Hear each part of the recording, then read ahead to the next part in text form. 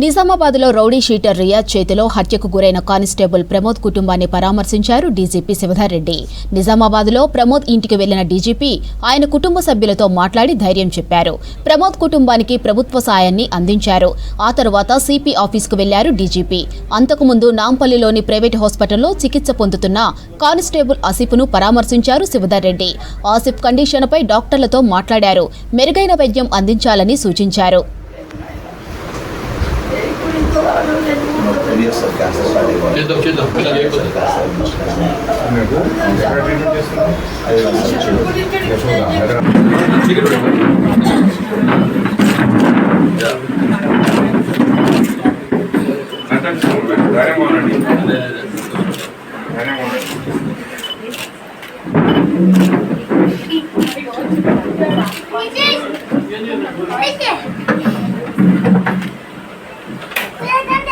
నిజామాబాద్లో రియాజ్ను పట్టుకోబోయి గాయపడిన ఆసిఫ్ను పరామర్శించారు డీసీపీ శివధర్ రెడ్డి.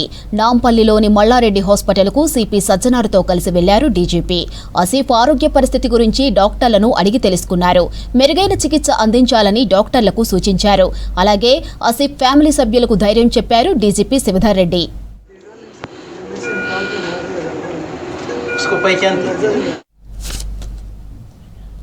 రాష్ట్రానికి 4 రోజులు వర్ష సూచన చేసింది ఐఎండీ. దక్షిణ అండమాన్ సముద్రం, దాని సమీపంలోని ఆగ్నేయ బంగాళాఖాతం ప్రాంతంలో ఏర్పడిన ఉపరితల చక్రవాక ఆవర్తనం ఏర్పడింది. ఈ ఆవర్తనం ఎఫెక్ట్తో రాష్ట్రంలో వర్షాలు కురిసే అవకాశం ఉందన్నారు వెదర్ ఆఫీసర్లు. ఈ అల్పపీడనం పశ్చిమ వాయువ్య దిశలో కదిలి బలపడి దక్షిణ బంగాళాఖాతం మధ్య ప్రాంతం, దాని సమీపంలోని పశ్చిమ మధ్య బంగాళాఖాతం ప్రాంతంలో వాయుగుండంగా మారే అవకాశం ఉందని తెలిపారు వాతావరణ శాఖ అధికారులు.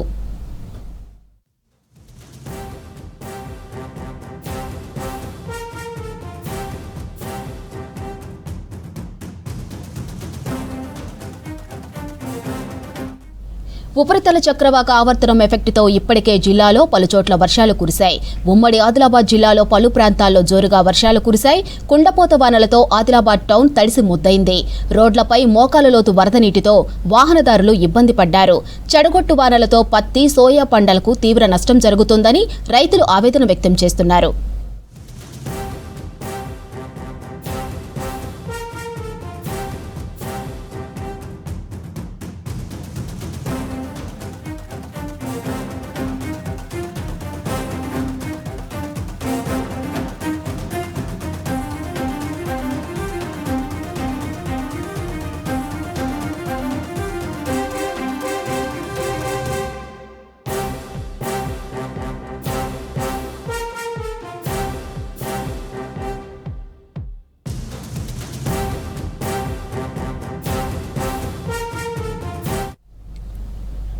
రాష్ట్ర వ్యాప్తంగా పోలీసుల అమరవీరుల సంస్మరణ దినోత్సవం నిర్వహించారు.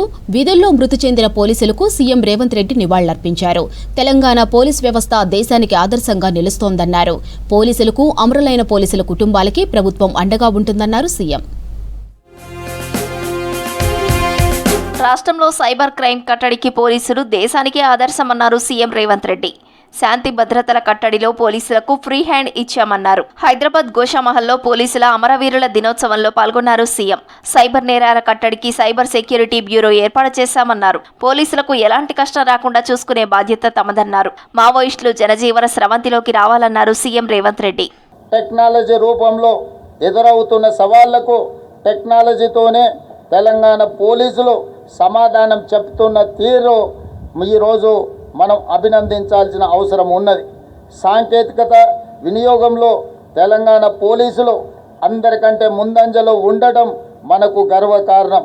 మావోయిస్టు ఉద్యమంలో ఉన్న అజ్ఞాత నాయకులను జనజీవన స్రవంతిలో కలవాలని నేను వారికి ప్రత్యేకంగా విజ్ఞప్తి చేస్తున్నాను. ఉమ్మడి ఆదిలాబాద్ జిల్లాలో పోలీసుల అమరవీరుల సంస్మరణ దినోత్సవం నిర్వహించారు. ఉట్నూరు పోలీస్ స్టేషన్లో అమరవీరుల స్తూపం దగ్గర CI Prasad, SI Praveen Kumar, police సిబ్బంది నివాళులర్పించారు. ఆ తర్వాత పోలీస్ స్టేషన్ నుంచి అంబేద్కర్ చౌక్ వరకు ర్యాలీ నిర్వహించారు పోలీసులు. నిర్మల్ జిల్లా పోలీస్ అధికారి కార్యాలయంలో అమరుల స్తూపం దగ్గర నివాళులర్పించారు అధికారులు, అమరుల కుటుంబ సభ్యులు. కార్యక్రమంలో నిర్మల్ జిల్లా ఎస్పీ జానకి షర్మిల, అడిషనల్ ఎస్పీలు ఉపేందర్ రెడ్డి, అవినాష్, ఏఎస్పీ రాజేష్ మీనా, పోలీస్ సిబ్బంది, అమరుల కుటుంబ సభ్యులు పాల్గొన్నారు. మన కళ్ళ ముందు నిత్యం ఏ కష్టం కలిగినా గుర్తొచ్చేది ఫస్ట్ పోలీసు. కాకి డ్రెస్ కరుకుదనం వెనకాల ఉన్నది మనిషి కాబట్టి వారందరికీ గౌరవం, మర్యాద, విలువ ఇవ్వవలసిన అవసరం ఉంది. పెద్దపల్లి జిల్లా రామగుండం పోలీస్ కమిషనరేట్ ఆవరణలో పోలీస్ అమరవీరుల దినోత్సవంలో జిల్లా కలెక్టర్ కుమార్ దీపక్, సిపి అంబర్ కిషోర్ జా పాల్గొన్నారు. అమరవీరుల స్తూపానికి పుష్పగుచ్చం సమర్పించి నివాళులు అర్పించారు అధికారులు. గత ఏడాది దేశవ్యాప్తంగా 191 మంది పోలీసు అధికారులు, సిబ్బంది అమరులయ్యారని తెలిపారు అంబర్ కిషోర్ జా. వారి కుటుంబ సభ్యులకు ప్రగాఢ సానుభూతి తెలిపారు. అమరవీరుల కుటుంబాలను ఆదుకుంటామన్నారు. ఇండియన్ ఫోర్సెస్ మీద ఫస్ట్ దాడి జరిగింది అండ్ ఈ దాడిలో 10 మంది షహీద్ అయ్యారు.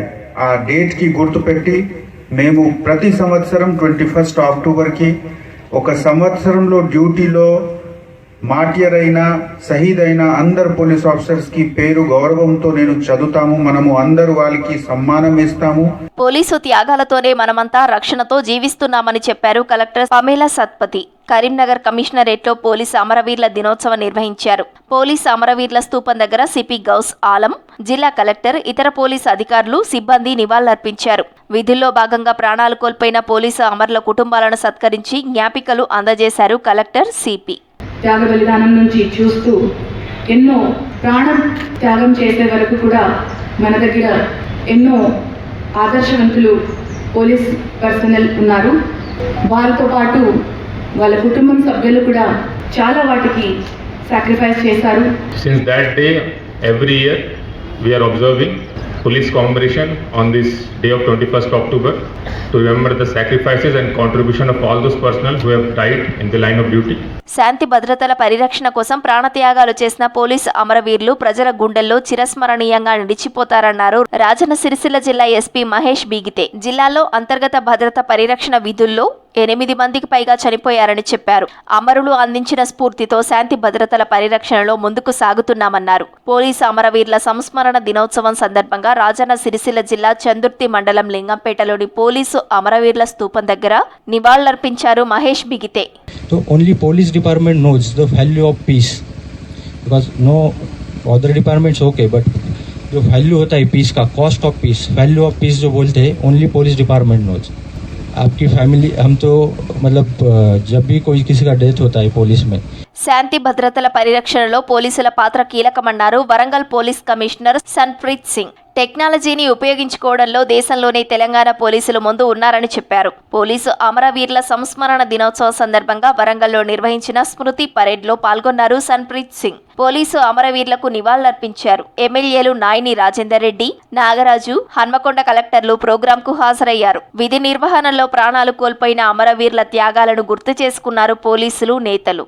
పోలీస్ డైలీగానే లా అండ్ ఆర్డర్లోనే యాంటీ సోషల్ ఎలిమెంట్స్ తోటి వేరే రకరకాలుగా క్రిమినల్స్ తోటి, రాబరర్స్, మర్డరర్, డెక్వాయిట్స్ వాళ్ళందరితోటి పోటీ పడుతూ ఉంటారు. అట్లాగే చాలా వరకు ఇది మరణాలు కూడా జరుగుతాయి. వాళ్ళ బలిదానాలు కూడా మనం చూస్తే ప్రతి సంవత్సరం అది కొన్ని అవుతూ ఉంటాయి. నల్గొండ జిల్లాలో పోలీసు అమరవీరుల సంస్మరణ దినోత్సవంలో పాల్గొన్నారు కలెక్టర్ ఇలా త్రిపాఠి, ఎస్పీ శరత్ చంద్ర పవార్. అమరుల కుటుంబాలతో కలిసి నివాళి అర్పించారు. అమరుల ఫ్యామిలీలను పరామర్శించి సమస్యలను అడిగి తెలుసుకున్నారు కలెక్టర్ త్రిపాఠి, శరత్ చంద్ర పవార్. కార్యక్రమంలో additional collector Amit Narayana, additional SP Ramesh పాల్గొన్నారు. మీరు ఇప్పటి వరకు చూపెట్టిన అది పోలీస్ శాఖ కావచ్చు, మన సరిహద్దులో ధైర్యంగా పోటీ వాళ్ళ ప్రాణాలు లెక్క చేయకుండా వాళ్ళ బాధ్యత నిర్వహిస్తున్న ఆర్మీ కావచ్చు, మీరు నిజంగా పోల్చుకోలేని క్రమశిక్షణను చూపెడతా ఉన్నారు. ప్రతి సంవత్సరం అక్టోబర్ 21న పోలీసు అమరవీరుల సంస్మరణ దినోత్సవం ఫ్లాగ్ డేగా పాటించాలని నిర్ణయించారు. మెదక్ జిల్లా కేంద్రంలో పోలీసు సంస్మరణ దినోత్సవ కార్యక్రమం జరిగింది. పరేడ్ గ్రౌండ్ లో జరిగిన కార్యక్రమంలో కలెక్టర్ రాహుల్ రాజ్, అదనపు ఎస్పీ మహేందర్, డీఎస్పీ ప్రసన్న కుమార్ పాల్గొన్నారు. పోలీసుల నుంచి గౌరవ వందన స్వీకరించారు కలెక్టర్ రాహుల్ రాజ్. కార్యక్రమంలో పోలీసు అధికారులు, పోలీసు అమరవీరుల కుటుంబ సభ్యులు పాల్గొన్నారు.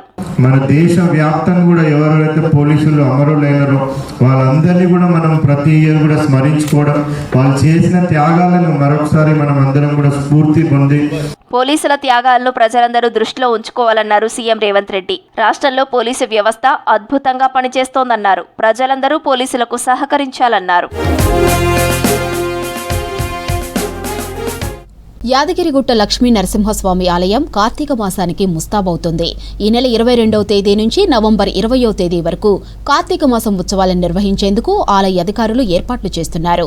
తెలంగాణతో పాటు వివిధ ప్రాంతాల నుంచి భక్తులు వస్తూ ఉండటంతో పెద్ద ఎత్తున ఏర్పాట్లు చేశారు. ఇక భక్తులకు ఎలాంటి ఇబ్బందులు తలెత్తకుండా వసతులు కల్పించారు.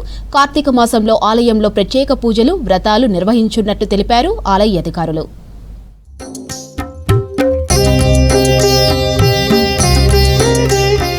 తెలంగాణతో పాటు వివిధ రాష్ట్రాలకు చెందిన భక్తులు అధికంగా యాదగిరి క్షేత్రంలో ఈ కార్తీక మాసంలో శ్రీ సత్యనారాయణ స్వామి వ్రతాలు జరిపించేందుకు ఆసక్తి కనబరుస్తారు.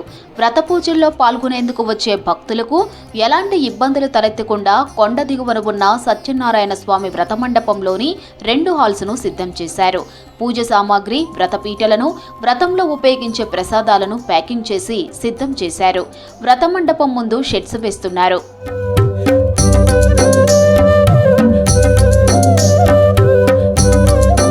యాదగిరిగుట్ట లక్ష్మీ నరసింహస్వామి క్షేత్రం కార్తీక మాస పూజలకు సిద్ధమైంది. ఇప్పటికే కార్తీక మాసం కోసం ఆలయంలో ఏర్పాట్లు చేస్తున్నారు అధికారులు.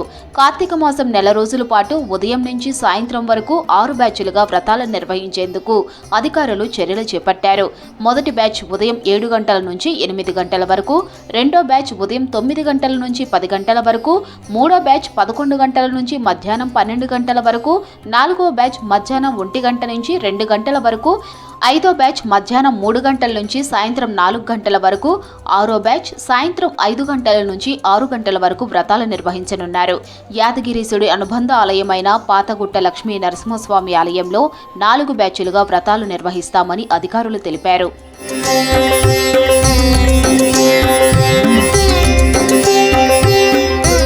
వచ్చే నెల 5వ తేదీన కార్తీక శుద్ధ పూర్ణిమ సందర్భంగా యాదగిరిగుట్ట కొండకు దిగువన ఉన్న సత్యనారాయణ స్వామి వ్రత మండపంలో ఉదయం 5 గంటల నుంచి రాత్రి 7 గంటల వరకు 8 బ్యాచ్లుగా వ్రతాలు నిర్వహించనున్నట్లు తెలిపారు అధికారులు.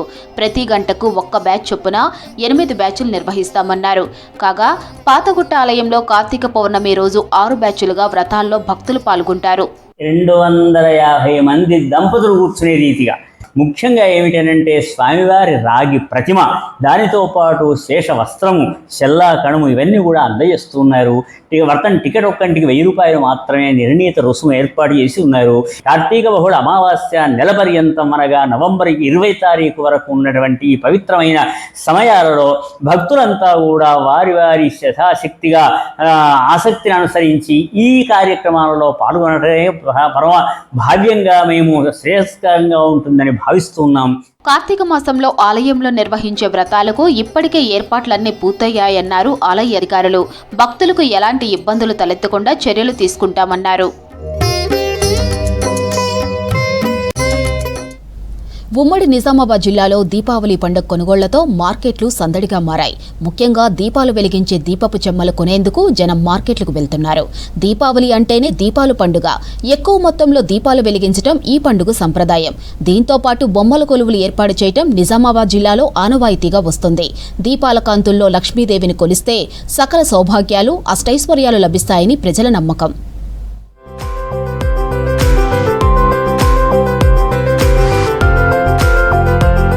దీపావళి పండుగ రోజు మట్టి దీపాలలో దీపాలు వెలిగించి ఇల్లంతా కాంతులతో నిండేలా చేస్తుంటారు మహిళలు. ఇందుకోసం మార్కెట్లో దొరికే రకరకాల దీపపు చెమ్మలు కొంటారు.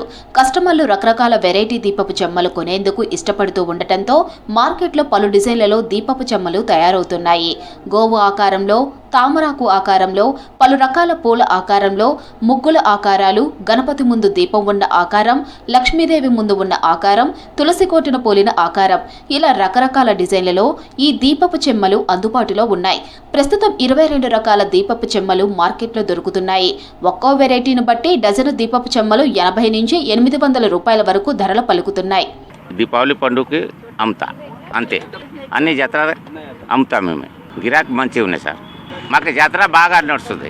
ఇక్కడికి నిజామాబాద్ డిస్ट्रिक्ट, करीमनगर डिस्ट्रिक्ट, आदिलाबाद डिस्ट्रिक्ट अली जात्रा तिरगी अमता और कलकत्ता, राजस्थान, गुजरात और पुणे, मुंबई हर जगह से एक एक करके माल इकट्ठा करके होलसेलिंग और रिटेल दोनों यहाँ से करता हूँ. और 1 रुपया से लेके 1000 रुपये तक की वैरायटी मेरे पास मिलता है. और फुल ग्राहक रहता है, 4-5 दिन फुल ग्राहक रहता है। దీపావళి పండుగ రోజు మహాలక్ష్మి పూజలు చేయటం ఎప్పటి నుంచో వస్తున్న ఆచారం. లక్ష్మీదేవి పూజ చేసే సమయంలో బొమ్మల కొలువులు ఏర్పాటు చేస్తుంటారు మహిళలు. దీంతో మట్టి విగ్రహాలు, పింగాణి విగ్రహాలు, ఆర్టిఫిషియల్ పూలు, రకరకాల దీపాలు ఇలా మార్కెట్లో సందడి చేస్తున్నాయి. గోమాత, లక్ష్మీదేవి, గణపతి, శివాజీ విగ్రహాలతో పాటు ఇతర అలంకరణ వస్తువులు అమ్మకానికి తెచ్చారు వ్యాపారులు. రాజస్థాన్తో పాటు ఇతర ప్రాంతాల నుంచి వ్యాపారులు రకరకాల బొమ్మలు తెచ్చి అమ్ముతున్నారు. हम नहीं आते थे, हमारा चाचा अंकल ऐसे सब लोग आते, कलकत्ता, बम्बे, गुजरात, ये सब का अलग अलग, पुणे का, बिहार का, ये सब का अलग अलग वैरायटी का दीपम रहते. 150 रुपये से स्टार्ट लेके 500-1000 रुपये तक का दीपम पूरा आइटम वैरायटी मिलते हैं हमारे पास.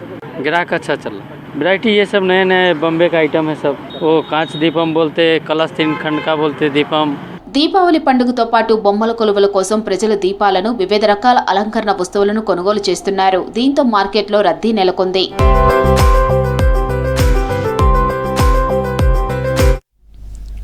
దీపావళికి అందరూ లక్ష్మీ పూజలు, నోములు చేస్తారు. అయితే కరీంనగర్లో కొందరు ప్రతి దీపావళికి తమ పూర్వీకులను పూజిస్తారు. చనిపోయిన వారిని స్మరిస్తూ సమాధుల దగ్గర దీపాలు వెలిగిస్తారు. అక్కడే పటాకులు కాల్చి దీపావళి సంబరాలు జరుపుకుంటారు.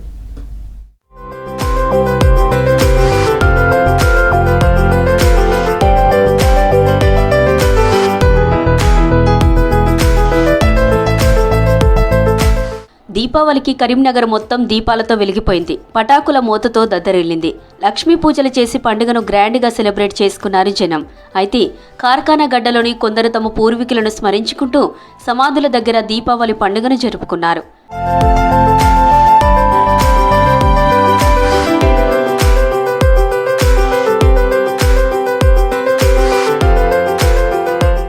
దీపావళి సందర్భంగా రంగులు వేసి సమాధులను అందంగా అలంకరించారు. సమాధుల చుట్టూ దీపాలు వెలిగించారు. తమ పూర్వీకులకు ఇష్టమైన ఆహార పదార్థాలు నైవేద్యంగా సమర్పించారు. బతికున్నప్పుడు మద్యం, మాంసం, కిల్లి, కూల్ డ్రింక్స్, స్వీట్లు వంటివి ఏవేవి ఇష్టంగా తినేవారో గుర్తుపెట్టుకుని మరీ అవన్నీ సమాధుల దగ్గర పెట్టారు. నైవేద్యాన్ని కుటుంబ సభ్యులతో కలిసి అక్కడే తిన్నారు. పటాకులు కాల్చుతూ వేడుకలు చేసుకున్నారు.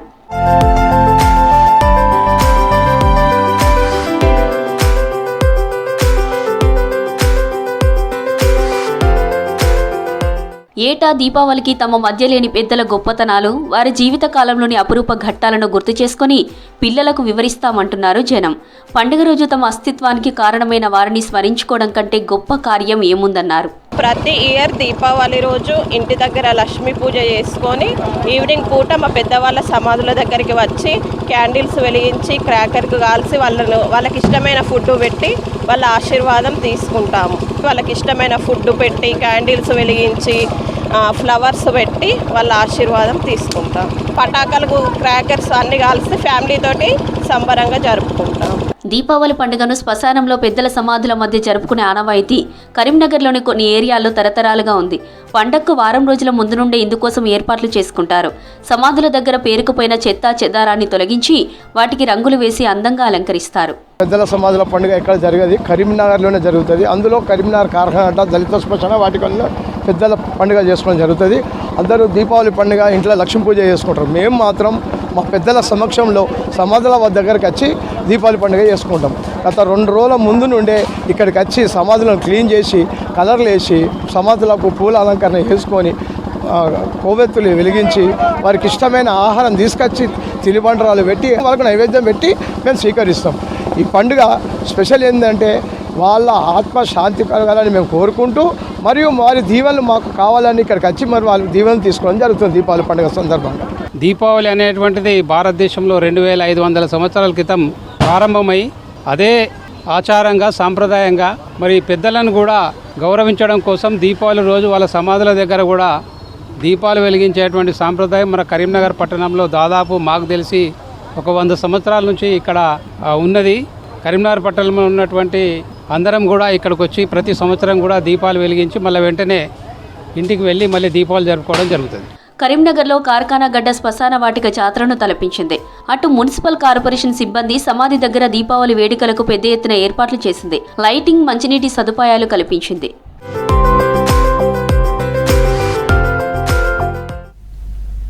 జిల్లాలో కురిసిన భారీ వర్షాలకు బంతిపూల ధర అమాంతం పడిపోయింది. దీపావళికి మంచి గిట్టుబాటు ధరతో అమ్ముకోవచ్చని అనుకున్న రైతులకు నిరాశ ఎదురైంది. పూలు నల్లబారడంతో జనం కొనేందుకు ఆసక్తి చూపలేదని, దీంతో చేసేదేమీ లేక అడిగిన ధరకు బంతిపూలు అమ్మినట్లు చెబుతున్నారు వ్యాపారులు. ఇక దీపావళి పండుగ రోజు పూలకు ఎంతో డిమాండ్ ఉంటుందని ఆశించిన రైతులు, వ్యాపారులు నిరాశ మిగిలిందంటున్నారు. వరంగల్లో పడిపోయిన బంతిపూల ధరలపై స్పెషల్ స్టోరీ.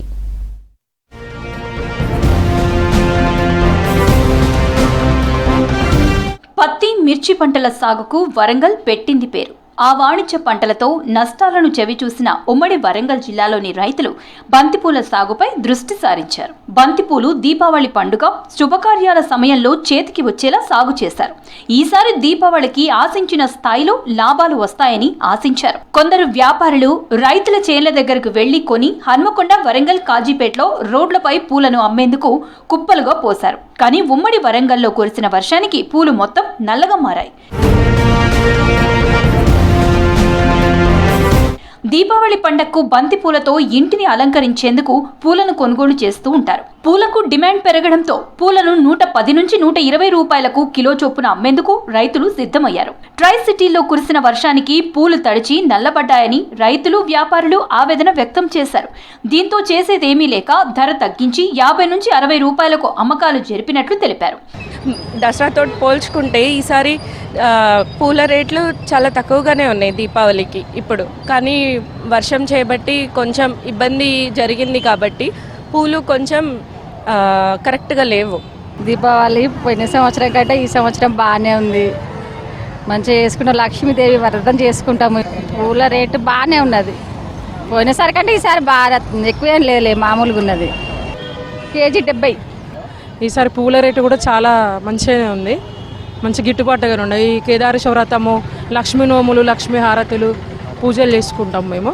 కేజీ తక్కువనే ఉంది, 60 రూపాయలకి ఇస్తున్నారు రైతులు. పాపం వాళ్ళు వర్షాలు వచ్చి ఇదైపోయింది, లేకుండా రేట్ బాగానే ఉంది. పోయిన ఇయర్ 120 రూపీస్, 150 రూపీస్ కూడా ఉండే.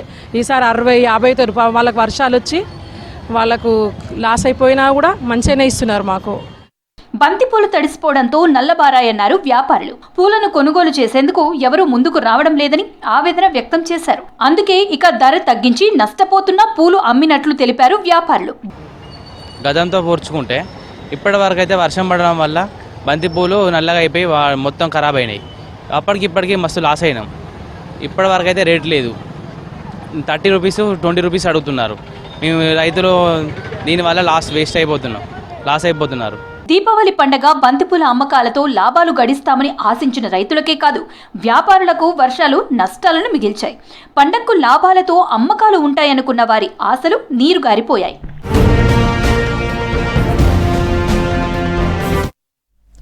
బీఆర్ఎస్ హయాంలో పోలీస్ వ్యవస్థను నిర్వీర్యం చేశారని మండిపడ్డారు Warangal west MLA Naini Rajender Reddy. Friendly policing పేరుతో ఆ వ్యవస్థలో అభద్రతా భావం పెంచారని విమర్శించారు. కానిస్టేబుల్ ప్రమోద్ మృతిని బీఆర్ఎస్ నేతలు రాజకీయం సరికాదన్నారు.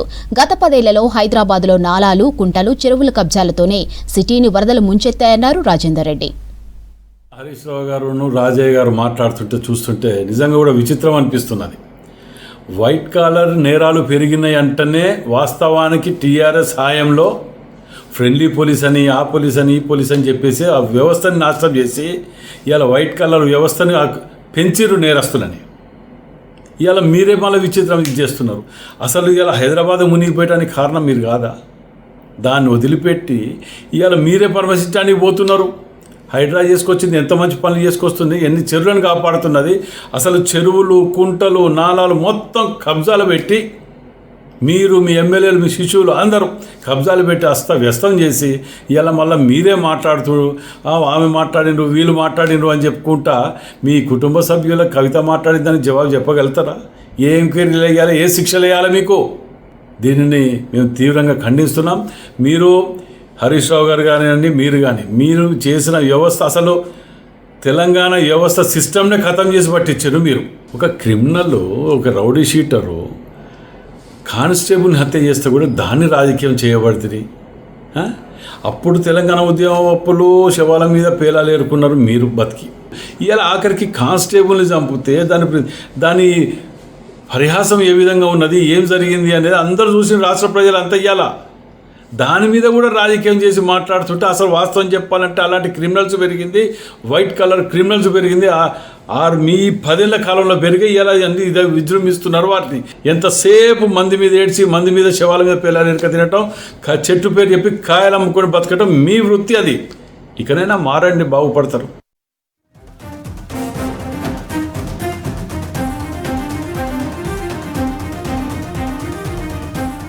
పంచాయతీ ఎన్నికల్లో ఇద్దరు పిల్లల నిబంధన ఎత్తివేసే ఆర్డినెన్స్ను ప్రభుత్వం రెడీ చేసింది. ఫైల్పై పంచాయతీరాజ్ శాఖ మంత్రి సీతక్క సంతకం చేశారు. రేపు లేదా ఎల్లుండి ఈ ఫైల్పై ముఖ్యమంత్రి రేవంత్ రెడ్డి కూడా సంతకం చేయనున్నారు. ఆ తర్వాత ఆమోదం కోసం గవర్నర్కు పంపనుంది ప్రభుత్వం. గవర్నర్ ఆమోదిస్తే ఇద్దరు పిల్లల నిబంధన తొలగిపోనుంది. ఇదే విషయంపై మరింత సమాచారం యాదగిరి అందిస్తారు. చెప్పండి యాదగిరి, ఇద్దరు పిల్లల నిబంధన ఎత్తివేసే ఆర్డినెన్స్ రెడీ అయినట్లు తెలుస్తుంది, వివరాలేంటి?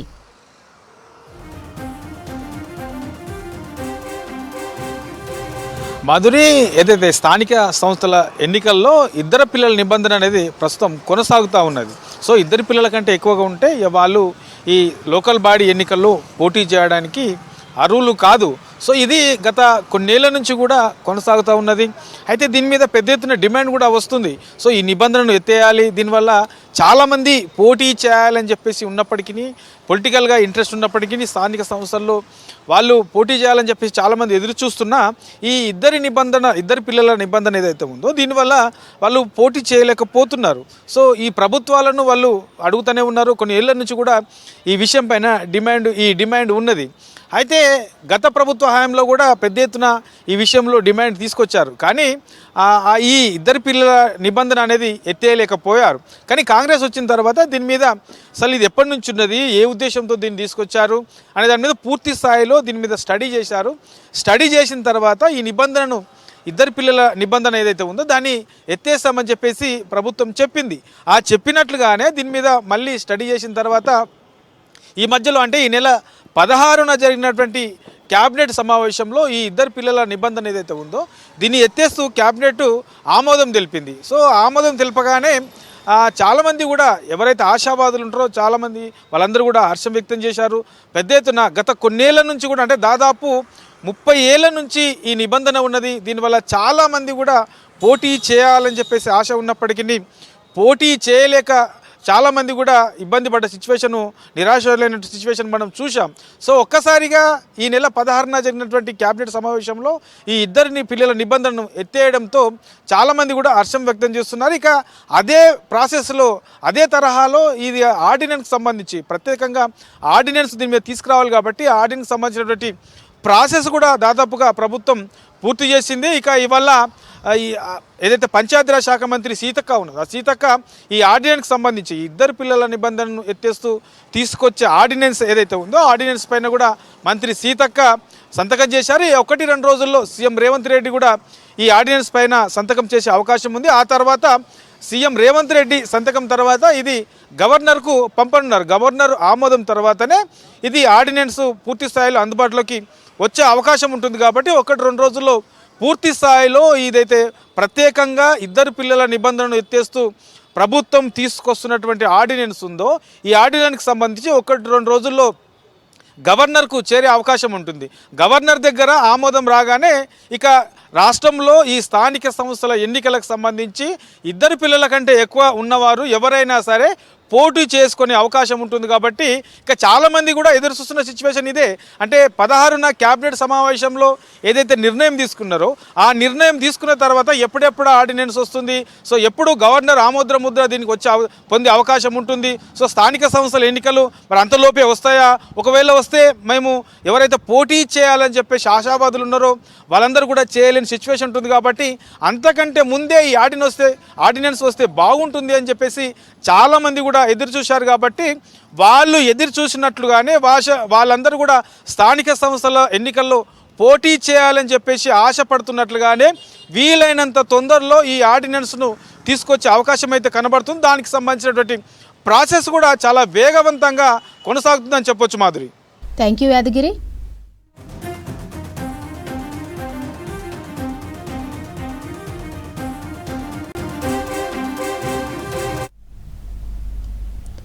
కానిస్టేబుల్ ప్రమోద్ కుటుంబానికి ₹1 కోటి పరిహారం ప్రకటించారు డీజీపీ శివధర్ రెడ్డి.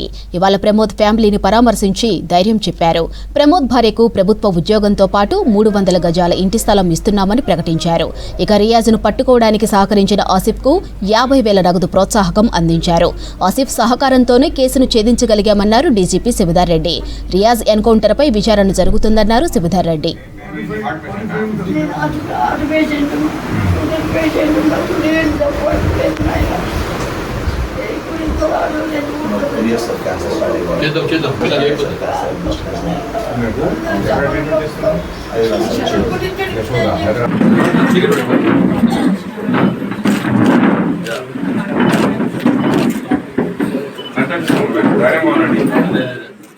వారి ఫ్యామిలీకి వాళ్ళ ఉదయమే గౌరవ ముఖ్యమంత్రి రేవంత్ రెడ్డి గారు పోలీస్ కమెమరేషన్ స్మారక పరేడ్లో వారికి అందజేసినటువంటి ఎక్స్గ్రేషియా ₹1 కోటి, అట్లానే లాస్ట్ మంత్ సెప్టెంబర్ సంబంధించిన జీతం ఏదైతే వచ్చిందో ఆయనకు, అది ఆయన రిటైర్ అయ్యేంత వరకు అదే జీతాన్ని ప్రతి నెల వాళ్ళ కుటుంబానికి అందించేటువంటి నిర్ణయము. అట్లానే వారి కుటుంబ సభ్యుల్లో ఒకరికి ప్రభుత్వ ఉద్యోగము, అట్లనే 300 గజాల ఇంటి స్థలము, పోలీస్ డిపార్ట్మెంట్ పరంగా వచ్చేటువంటి భద్రత, తర్వాత ఇన్సూరెన్సు, అట్లాంటివన్నీ కూడా కలిసి వాళ్ళ అనౌన్స్ చేసిండ్రు. వారి ముగ్గురు చిన్న పిల్లలు ఉన్నారు, మగ పిల్లలు, ప్రైమరీ స్కూళ్ళు ఇంకా స్కూల్కి పోనీ వయసులో ఉన్న వాళ్ళు ఉన్నారు. వారికి సంబంధించినటువంటి బాగోగులు చూసేందుకని చెప్పి వారిని ఒకసారి పలకరించేందుకని చెప్పి వారి గురించి ప్రమోద్ కుమార్ గురించి నేను జనరల్గా ఎంక్వైరీ చేసినాను. అక్కడ హైదరాబాద్ ఉన్నప్పుడు కూడా చాలామంది ఆయన గురించి చెప్పేది ఏంటంటే, అందరికీ ఈ వర్గము ఆ వర్గం అనకుండా, ఈ మతం ఆ మతం అనకుండా అందరితో కలిసి ఉండేవాడు. ఒక తలలో 4లాగా ఉండేవాడు. అసలైన పోలీస్ ఆయన. మంచి కష్టాలు ఉన్నప్పుడు పాల్గొనే టైపు. అట్లానే విధి నిర్వహణలో చాలా వెనక ముందు ఆడకుండా గట్టిగా చేసేవాడని చెప్పి నాకు తెలిసింది. అటువంటి మంచి మెరుగైనటువంటి పోలీసును కోల్పోయినందుకని చెప్పి పోలీస్ శాఖ చింతిస్తున్నది. వారి కుటుంబానికి సానుభూతి అందజేస్తున్నది. ఆల్రెడీ ఆ కేసులో ఇన్వెస్టిగేషన్ మొదలైంది. నిన్న సాయంత్రమే ఇందులో జ్యుడిషియల్ మేజిస్ట్రేట్ గారు ఇంక్వెస్ట్ చేసిండ్రు. పోస్ట్మార్టం అయిపోయింది. ఇప్పుడు ఆ కేసును ఇన్వెస్టిగేషన్ చేస్తున్నారు. పక్క జిల్లాకు చెందినటువంటి ఒక ఎస్డిపిఓ గారు దాన్ని ఇన్వెస్టిగేటింగ్ ఆఫీసర్గా ఉన్నారు. కాబట్టి ఇప్పుడు ఇన్వెస్టిగేషన్ చేస్తున్న క్రమంలో మనము మాట్లాడడము సరైనది కాదు. అది ఇన్వెస్టిగేషన్ ప్రాసెస్ని ఇన్ఫ్లుయెన్స్ చేసినట్టు అవుతుంది. కాబట్టి దాని గురించి మాట్లాడడం ఏం లేదు. వాళ్ళ ఉదయం కూడా సీఎం గారు చాలా గౌరవ ముఖ్యమంత్రి గారు ఓపెన్గా వారికి ఆఫర్ ఇచ్చిండ్రు. మీరు వచ్చేసేయండి, ప్రభుత్వం ముందు ఆత్మసమర్పణ చేసుకోండి అని చెప్పి. సో మేము కూడా అదే చెప్తున్నాము. ఇక 65 మంది సుమారుగా మన తెలంగాణ వాళ్ళు ఇంకా యూజువల్గా ఉన్నారు. అందులో నాయకత్వ స్థాయిలో ఉన్న వాళ్ళు కూడా ఒక 40 వరకు ఉన్నట్టున్నారు. మళ్ళీ మేము మరొకసారి ఈ మావోయిస్టులకు ఆఫర్ ఇస్తున్నాము. మీరు బయటికి రాండి. మీరు పోలీసుల ద్వారా బయటకు వస్తే రావచ్చు, మీడియా ద్వారా రావచ్చు, రెవెన్యూ అధికారుల ద్వారా రావచ్చు, పొలిటీషియన్స్ ద్వారా రావచ్చు, ఏ రూపంగా వచ్చినా కానీ బయటికి రాండి అని చెప్పి మేము వాళ్ళని ఆఫర్ ఇస్తున్నాము. వాళ్ళు పట్ల ఉన్నటువంటి కేసుల విషయంలో కూడా మేము సానుభూతితో వ్యవహరిస్తాము. పంటలు చేతికి వస్తుండటంతో వాటి కొనుగోళ్లకు రెడీ అయింది రాష్ట్ర ప్రభుత్వం. వడ్ల సేకరణ ఇప్పటికే కొన్ని జిల్లాల్లో మొదలైంది.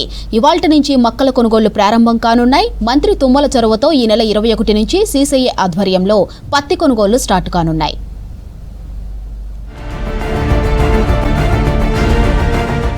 వానాకాలం సీజన్ పంటల కొనుగోలుకు సర్కారు సిద్ధమైంది. ఇప్పటికే వడ్ల కొనుగోళ్ల కోసం 6 జిల్లాల్లోని ధాన్యం సేకరణ కేంద్రాల్లో రైతుల వివరాలు నమోదు చేసుకుంటుంది. అలాగే ఇవాల్టి నుంచి మక్కలు కొనడానికి కూడా సిద్ధమైంది. మరోవైపు ఈ నెల 21 నుంచి సీసీఐ ద్వారా పత్తి కూడా కొనడానికి లైన్ క్లియర్ అయింది. 80 లక్షల టన్నుల వడ్లు, 27 లక్షల టన్నుల పత్తి, 6 లక్షల టన్నులకు పైగా మక్కల కొనుగోలుకు ప్రభుత్వం రెడీ అయింది.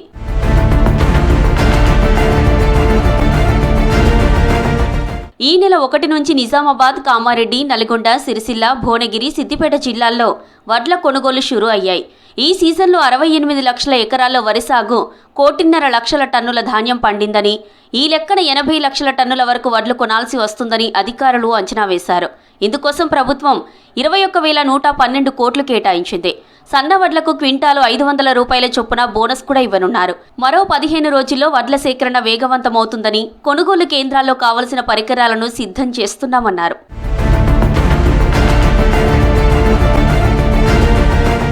రాష్ట్రంలో ఈ వానాకాలంలో రైతులు 6.44 లక్షల ఎకరాల్లో మక్క సాగు చేశారు.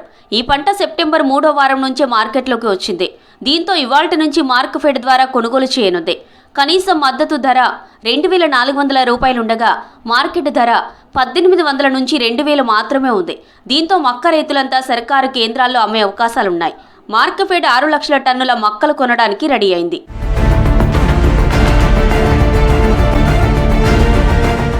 జిన్నింగ్ మిల్లులతో మంత్రి తుమ్మల జరిపిన చర్చలు ఫలించడంతో సీసీఐ ఆధ్వర్యంలో రాష్ట్ర వ్యాప్తంగా ఈ నెల 21 నుంచి పత్తి కొనుగోలు ప్రారంభం కానున్నాయి. మన రాష్ట్రంలో 45 లక్షల ఎకరాల్లో పత్తి సాగు కాగా 27 లక్షల టన్నులు ఉత్పత్తి అయిందని అధికారులు అంచనా వేస్తున్నారు. దీనికి తగ్గట్టు 328 జిన్నింగ్ మిల్లుల్లో కొనుగోలు ప్రారంభించనున్నారు. జాబ్ వర్క్ టెండర్లలో మిల్లర్లు పాల్గొనకపోవడంతో ఆలస్యమైనప్పటికీ మంత్రి తుమ్మల నాగేశ్వరరావు చర్చలు జరపడంతో సమస్యలు తొలగాయి. అయితే కపాస్ కిసాన్ యాప్లో నమోదు చేసుకున్న రైతుల నుంచే కొనుగోలు చేయనున్నారు అధికారులు.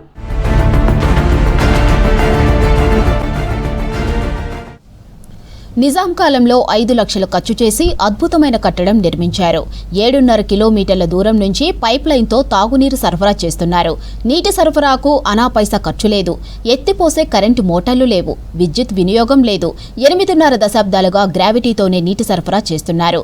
ఆదిలాబాద్ జిల్లా ప్రజల దాహాన్ని తీరుస్తున్నారు. జిల్లాలోని ఫిల్టర్ బెడ్పై స్పెషల్ స్టోరీ.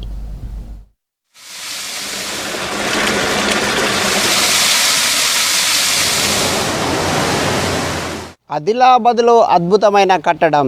ఆ కట్టడాన్ని చూసి ఆశ్చర్యపోతున్న ఇంజనీరింగ్ నిపుణులు. 8.5 దశాబ్దాలుగా గ్రావిటీతో నీటిని అందిస్తున్న పథకం. ఈ 8.5 దశాబ్దాలుగా గ్రావిటీతో నీటిని ఎలా సరఫరా చేస్తున్నారు, ఏ విధంగా సరఫరా చేస్తున్నారు? ఆదిలాబాద్ పట్టణానికి అనా పైసా ఖర్చు లేకుండా తాగునీరు సరఫరాపై V6 news special report. Adilabad జిల్లా ప్రజల దాహం తీర్చడానికి నిజాం కాలంలో అద్భుతమైన కట్టడం నిర్మించారు. పట్టణానికి సమీపంలో మావల గ్రామం ఉంది. గ్రామ సమీపంలోని చెరువు నుంచి ప్రజలకు తాగునీరు అందించేందుకు లండన్ నుంచి నిపుణులను పిలిపించారు. ఆ నిపుణుల సూచనతో 1938వ సంవత్సరంలో మావల చెరువు నుంచి ఆదిలాబాద్ పట్టణానికి తాగునీరు అందించేందుకు నిర్మాణ పనులు చేపట్టారు. అయితే చెరువు ఉన్న ప్రాంతం పల్లపు ప్రాంతం. అక్కడి నుంచి ఎత్తైన ప్రాంతంలో ఉన్న పట్టణానికి నీరందించేలా పైప్ లైన్ ఏర్పాటు చేశారు. 7.5 కిలోమీటర్ల దూరం నుంచి ఫిల్టర్ బెడ్ను నిర్మించారు. ఎలాంటి కరెంటు మోటార్లు, పంపులు లేకుండా కేవలం గ్రావిటీతోనే నీటిని సరఫరా చేస్తున్నారు. ఆ రోజుల్లో ఈ ప్రాబ్లం లేకుండా ఎలక్ట్రిసిటీ ప్రాబ్లంలు, మోటార్లు, వాటి ఛార్జెస్ అవి ఇబ్బంది కలపకుండా ఎలక్ట్రిసిటీ సోర్స్ కూడా లేని కారణంగా ర్యాపిడ్ మనకంతా గ్రావిటేషన్ మీద మామూలుగా ఏదైతే ట్యాంక్ ఉంటుందో మనకి మీన్ సీ లెవెల్ నుంచి ఆ ట్యాంక్ లెవెల్ కన్ఫర్ట్ చేసుకొని ఆ ట్యాంక్ నిండగానే వాల్వ్ ఒక డైరెక్షన్ పెట్టారు. అదే వాల్వ్ ఇప్పటికీ మనం ఆపరేట్ చేసుకుంటూ బ్రహ్మాండంగా సరఫరా జరుగుతుంది. అయితే ఆ వాల్వ్ మనకి ఏదే స్టేజ్లో ఉంటే వాటర్ ఆ లెవెల్ ఇప్పినేసుకుంటే ఇప్పిన వెంటనే గ్రావిటీలో వితిన్ ఒక 30 to 40 మినిట్స్లో పైప్ లైన్ నిండుకుంటూ వాటర్ వచ్చేస్తుంది. పైప్ లైన్ ద్వారా గ్రావిటీతో ఫిల్టర్ బెడ్కు నీరు చేరుకుంటుంది. నీటిని శుద్ధి చేయడంలో అద్భుతమైన విధానం ఉంది. మొదట నీరు సాగ్రిగేషన్ చేసే ట్యాంకులోకి మావల చెరువు నుంచి చేరుతుంది. ఇక్కడే నీటిలో వ్యర్థ పదార్థాలను, మట్టిని దానికదే వేరు చేసేలా నిర్మాణాలు ఉన్నాయి. ఈ ప్రక్రియతో వ్యర్థ పదార్థాలు, మట్టి అంతా కిందికి చేరుతుంది. ఇక్కడ పనులు చేయడానికి మనుషులు అవసరం లేదు. దానంతటదే వ్యర్థాలను వేరు చేసే ప్రక్రియ ఆటోమేటిక్గా కొనసాగుతుంది. అనేక పద్ధతుల్లో ఇవాళ చేసినప్పటికీ కూడా అది 85 సంవత్సరాలుగా ఈ యొక్క నీరు ఆదిలాబాద్ పట్టణ ప్రజలను దాహిత్యం తీరుస్తున్నది. అది కూడా ఎటువంటి ఇవాళ ఈ కట్టడాలన్నీ కూడా మేము చూస్తే చాలా ఆశ్చర్యపోలేని పరిస్థితి మనకు కనబడుతుంది. ఎందుకంటే ఇంత అద్భుతమైన కట్టడాలు మరెక్కడ కూడా కనిపించవు. కాబట్టి అది చాలా గొప్ప విషయంగానే మేము భావిస్తూ వస్తున్నాం. నిరంతరంగా 85 సంవత్సరాలుగా ఎటువంటి సమస్య లేకుండా, ఎటువంటి లోపం లేకుండా ఇవాళ కొనసాగుతుందంటే చాలా గొప్ప విషయంగానే మేము భావిస్తూ వస్తున్నాం. నీరు సాగ్రిగేషన్ ట్యాంక్ నుంచి ఫిల్టర్ బెడ్కు చేరుకుంటుంది. ఇక్కడ నీటిని శుద్ధి చేస్తారు. ప్రతిరోజు 15 లక్షల లీటర్ల నీటిని శుద్ధి చేసి జిల్లా ప్రజలకు సరఫరా చేస్తున్నారు. సాధారణంగా శుద్ధి చేసిన వాటర్ను ట్యాంకులకు సరఫరా చేస్తారు. కానీ అప్పట్లో వాటర్ ట్యాంకులు లేకపోవడంతో నేరుగా ప్రజల ఇంటికి నల్లాల ద్వారా నీటిని సరఫరా చేశారు. 85 సంవత్సరాల నుంచి ఎన్నడూ నీటి సరఫరా ఆగలేదు. ప్రజల దాహాన్ని తీర్చుతోంది. ఇక్కడ మావల పంప్ హౌస్ నుంచి మనకు ఫిల్టర్ బెడ్ వరకు ఏదైతే 7-8 కిలోమీటర్ల ఏదైతే ఉందో ఆ పైప్ లైన్ ఉన్నదనేది కూడా ఎవరు పసిగట్టలేరు ఇప్పటికి కూడా. మళ్ళీ ఇంకొకటి ఏంటిదంటే ఆ కాలంలో ఎలాంటి పైప్ వాడినరు, సిమెంట్ పైప్ వాడినరా, ఇనుప పైప్ వాడినరా, ఏ పైప్ వాడిండ్రా అనేది కూడా చేయడండి. ఇప్పుడు మనము మిషన్ భాగరత చూస్తే దాదాపు ఏసీ ఒక 5-6 సంవత్సరాలు కాలేదు, ఎక్కడో పెచ్చలబడు, ఎన్నో నీళ్లు పోవుడు, పైప్ లైన్ పలగొట్టుడు, జనాలకు ఇబ్బంది పడుడు, కొన్ని జాగాల నీళ్ళు అందకపోవడు, ఇలా చాలా ప్రాబ్లంలు ఉన్నాయి. కానీ మావల పంప్ హౌస్ నుంచి నేటి వరకు నాకు తెలిసిన విషయానికైతే ఇప్పటి వరకు ఎవరికి ఇబ్బంది పడ్డది, ఇక్కడ నుంచి నీళ్లు వృధాగా పోయింది అనేది విషయం లేదు. నిరంతరంగా ఫిల్టర్ బెడ్కు నీళ్లు పోస్తూ ఉంటుంది. అనా పైసా ఖర్చు లేకుండా నీటిని సరఫరా చేయడం గొప్ప విషయం అంటున్నారు ఇంజనీరింగ్ నిపుణులు. ఇప్పుడు గ్రావిటీతో నీటి సరఫరా లేకపోవడంతో నెలకు లక్షల రూపాయలు కరెంటు బిల్లులు చెల్లిస్తున్నామంటున్నారు. గ్రావిటీతో నీటిని సరఫరా చేసి 100 కోట్ల ఖర్చు ఆదా అయ్యాయంటూ ఈ పథకాన్ని అభినందిస్తున్నారు ప్రజలు.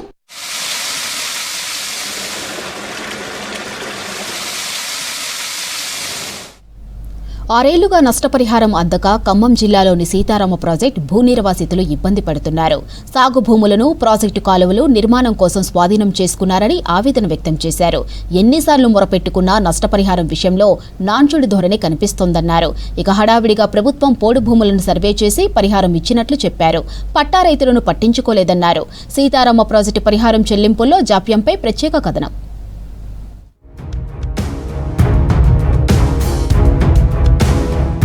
ఖమ్మం జిల్లాలోని సీతారామ ప్రాజెక్టు ప్యాకేజీ 12 కింద అశ్వరావుపేట, దమ్మపేట మండలాల్లో రైతుల నుంచి పంట భూములను సేకరించింది అప్పటి సర్కార్. 2019లో special deputy collector Sitarama project కాలువల నిర్మాణం కోసం భూసేకరణకు నోటిఫికేషన్ ఇచ్చారు. అవార్డ్ ఎంక్వైరీ నిర్వహించి కొద్ది రోజుల్లోనే పరిహారం చెల్లిస్తామంటూ రైతులకు మంజూరు పత్రాలు అందజేశారు. రైతుల పాస్బుక్లను స్వాధీనం చేసుకుని రెవెన్యూ రికార్డుల నుంచి వారి పేర్లను తొలగించారు. రైతుల పంట భూముల్లో కాలువలు, వంతెనల నిర్మాణాలు చేశారు. 6 ఏళ్లుగా పరిహారం రాకపోవడంతో బాధితులు కలెక్టరేట్ చుట్టూ తిరుగుతున్నారు. గవర్నమెంట్ మాకు డబ్బులు ఇవ్వలేదు, ఎప్పుడు అడిగినా డబ్బులు లేవు. కలెక్టర్ గారి దగ్గర తిరిగాం, ఎక్కడెక్కడికో తిరిగాం, అయినా కూడా మాకు ప్రయోజనం లేకుండా అయింది. మాకు ఇప్పుడు ఇచ్చేటట్టుగా అయితే 15 లక్షలు లేనిది మాకు గిట్టుబాటు అవ్వదండి. మా భూములకి బోర్లు, పామాల తోటలు ఎదిగినాయి. మా తోటలు ఇప్పుడు పీకెత్తే మళ్ళీ మేము ఎప్పుడు పెంచుకోవాలండి? పెంచుకొని ఎప్పుడు మేము మళ్ళీ ఇది అవ్వాలి? రైతులు బాగా చితికిపోయి ఉన్నాం అన్ని రకాలుగా. సీతారామ ప్రాజెక్టులో 180 ఎకరాలు కోల్పోయామని దమ్మపేట మండలం జగ్గారం గ్రామానికి చెందిన రైతులు SC/ST కమిషన్కి కంప్లైంట్ చేశారు. ఇప్పటి వరకు పరిహారం ఇవ్వలేదని విన్నవించారు. నష్టపరిహారం విషయమై హైకోర్టులోనూ పిటిషన్ వేశారు. రైతులకు తక్షణమే పరిహారం ఇవ్వాలని హైకోర్టు ధర్మాసనం కలెక్టర్ను ఆదేశించింది. అయినప్పటికీ నష్టపరిహారం దక్కలేదని రైతులు చెబుతున్నారు. మాకు ఏజ్ ఇప్పుడు దగ్గర 5 సంవత్సరాలు 6 సంవత్సరాలు అవుతుంది. మాకు రైతు బంధు రావట్లేదు, కనీసం మాకు బ్యాంకులో డబ్బులు మళ్ళీ ఇవ్వట్లేదండి. ఏం చేయాలో ఏమిటో మాకు మత్తులు పోయి ఉన్నామండి. మేము అసలు మేము ముసలోళ్ళమండి. మేము ఏం చేయాలో ఏమిటో మాకు మత్తులు పోతున్నాయండి. మేము 2-3 సార్లు కొత్తగూడెం వచ్చామండి, వెళ్ళినా ఎవరో పట్టించుకోవట్లేదండి. ఎంఆర్ఓ గారి దగ్గరికి వెళ్తేనేమో మీరు కొత్తగూడెం వెళ్ళమంటున్నారు. దయచేసి మాకు ఇలాగో న్యాయం చేయండి. వినాయకపురం గ్రామానికి చెందిన రైతుల 36.19 ఎకరాల భూమి ప్రాజెక్టు నిర్మాణంలో కోల్పోయారు. పరిహారం చెల్లించాలంటూ రెవెన్యూ రికార్డుల నుంచి వారి పేర్లను తొలగించారు. నాటి నుంచి రైతులకు పరిహారం అందక, రైతు బంధు దక్కక ఇబ్బంది పడుతున్నారు. రెవెన్యూ రికార్డుల నుంచి పహాణీలు రాకపోవడంతో భూములపై బ్యాంకుల్లో ఉన్న అప్పులు చెల్లించినట్లు రైతులు చెబుతున్నారు. సీతారాం కాలువ పనులు అయితే అన్నీ చేస్తున్నారండి. 6 సంవత్సరాలు బట్టి మాకు డబ్బులు అయితే ఇవ్వట్లేదు. కలెక్టర్ గారి చుట్టూ, పాలవంచ ఆఫీస్ చుట్టూ తిరిగి అన్ని విధాలు మేము పాడైపోయామండి. పట్టా తీసేశారు. బ్యాంకులో 1,50,000 రెన్యువల్ చేసి వడ్డీ కట్టించుకున్నారండి. ఇప్పుడు లోన్ మొత్తం క్లోజ్ చేసి బుక్కులు తీసేసుకోండి అంటున్నారండి. మాకు ఎటువంటి నష్టపరిహారం రాలేదండి. మాకు ఎలాంటి న్యాయమైనా మాకు తక్షణం న్యాయం చేయాలండి. లేకపోతే మా పట్టాలు మాకు తిరిగి ఇచ్చేసేయండి. మేము మీ దగ్గరికి రాము. మా సర్వే నెంబర్లో మాకు ఎంతెంత పోయాయో అంతంత పట్టాలు ఎక్కిచ్చేసేయండి. భూ పరిహారం వస్తుందనే ఆశతో చాలా మంది రైతులు అప్పులు చేసి బ్యాంకుల రుణాలు చెల్లించినట్లు చెబుతున్నారు. 6 ఏళ్లు గడుస్తున్నా పరిహారం దక్కక పంట భూములు కోల్పోయి దిక్కుతోచకుండా ఉన్నట్లు బాధిత రైతులు ఆవేదన వ్యక్తం చేస్తున్నారు. ఆ లోన్లు కూడా బ్యాంకు వాళ్ళు ఒత్తిడి చేస్తుంటే బయట వడ్డీలు తెచ్చి మేము ఈ లోన్లు చెల్లించడం జరిగింది. తర్వాత మా భూములు ఎంతో సారవంతమైన భూములు, దేశంలో ఏం పంటలు పండుతున్నాయో మాకు ఆ పంటలన్నీ ఇక్కడ పండుతున్నాయి. నీటి వస్తే అమూల్యమైన నీటి వస్తుంది మా దగ్గర. రాజకీయ నాయకులు కానీ అధికారుల చుట్టూ ఎన్నోసార్లు తిరిగాము, గ్రీవెన్స్కి వెళ్ళాము. మా డబ్బులు మాకు ఇప్పించాలి మా ప్రభు అని వాళ్ళ కాళ్ళు పట్టుకున్నాము. తర్వాత మా వయసు అయిపోతుంది, ఈ డబ్బులు వచ్చే వరకు మేము ఉంటామా ఉండవా అనిపిస్తుంది. రైతుల సంక్షేమాన్ని కోరుకునే ఇందిరమ్మ ప్రభుత్వంలో ఇప్పటికైనా తమకు న్యాయం చేయాలని రైతులు వేడుకుంటున్నారు. సాగు భూములు కోల్పోయి తీవ్ర ఇబ్బందులు పడుతున్నట్లు ఆవేదన వ్యక్తం చేస్తున్నారు.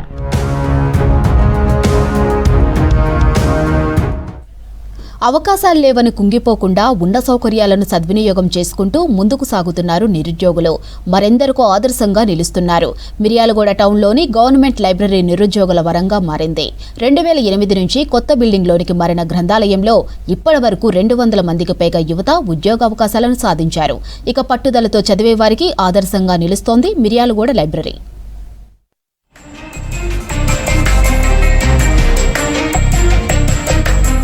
నిరుద్యోగులకు అండగా నిలుస్తోంది మిర్యాలగూడ ప్రభుత్వ లైబ్రరీ. ఉన్నత విద్య పూర్తి చేసిన తర్వాత యువత ప్రభుత్వ ఉద్యోగాల కోసం పోటీ పందెంలో దూసుకెళ్తున్నారు. కొంతమంది వేలల్లో ఫీజులు చెల్లించి కోచింగ్ సెంటర్లలో క్లాసులు వింటుంటే మరికొంతమంది నిరుద్యోగులు గవర్నమెంట్ లైబ్రరీయే కేంద్రంగా పుస్తకాలే తమ గురువులుగా పరీక్షలకు సన్నద్ధమవుతున్నారు. గ్రూప్ 2లో స్టేట్ 44th ర్యాంక్ వచ్చింది. నాకు డిప్యూటీ తహసీల్దార్ పోస్ట్ అపాయింట్మెంట్ అయింది మా జోనే.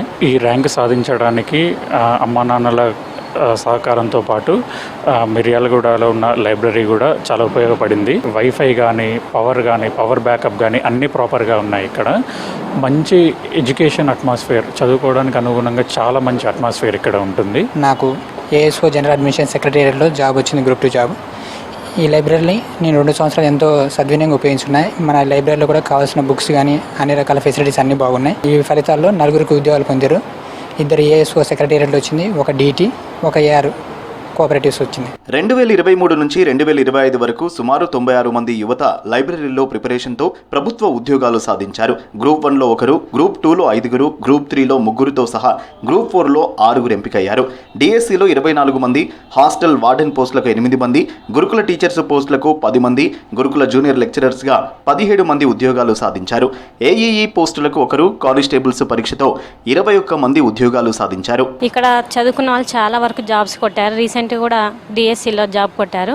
ఫెసిలిటీస్ అన్నీ బాగున్నాయి మిర్యాలగూడ లైబ్రరీలో. ఈ లైబ్రరీ నుంచి చాలామంది ఎస్ఐలు కానీ కానిస్టేబుల్స్ కానీ చాలామంది గ్రూప్ 2 నుంచి కానీ గ్రూప్ 1 నుంచి చాలామంది ఉద్యోగాలు రావడం జరిగింది. కొత్త నోటిఫికేషన్ వస్తే చాలు మిర్యాలగూడ ప్రభుత్వ లైబ్రరీ ప్రిపరేషన్కు వచ్చే వారితో సందడిగా మారుతోందని చెబుతున్నారు లైబ్రరీ నిర్వాహకులు. నోటిఫికేషన్ వచ్చినప్పటి నుంచి 450 మందికి పైగా నిరుద్యోగులు లైబ్రరీకి వస్తున్నట్టు తెలిపారు. ప్రస్తుతం రోజు 300 మంది విద్యార్థులు ప్రిపేర్ అవుతున్నారన్నారు.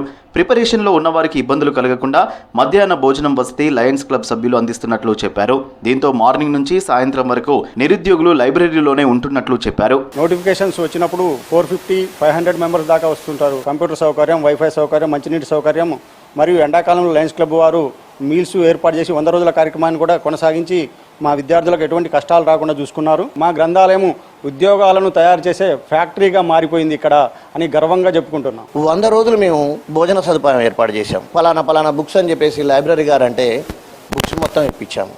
అదేవిధంగా లయన్స్ క్లబ్ ద్వారానే ఇంటర్నెట్ సదుపాయం కల్పించాము. ఇంకా ఎన్నో సేవలు చేస్తూ ఉన్నా మాకు సంతృప్తినిచ్చింది ఏంటంటే ఇవాళ ఈ పిల్లలందరికీ కూడా ఉద్యోగాలు రావడం. ఇప్పుడే కాదు, గత సంవత్సరం నుంచి 100 జాబులు రావడం జరిగింది. ఈ విజయము వాళ్ళ విజయం కాదు, మా విజయం అనిపిస్తూ ఉంది. చదువులో శ్రద్ధ, లక్ష్యంపై ఫోకస్ ఉంటే సౌకర్యాల కొరత అడ్డంకి కాదని నిరూపిస్తున్నారు మిర్యాలగూడ నిరుద్యోగులు. గ్రంథాలయంలోని పుస్తకాలతో తమ కలల ఉద్యోగాలను సాధిస్తూ యువత ఆదర్శంగా నిలుస్తున్నారు.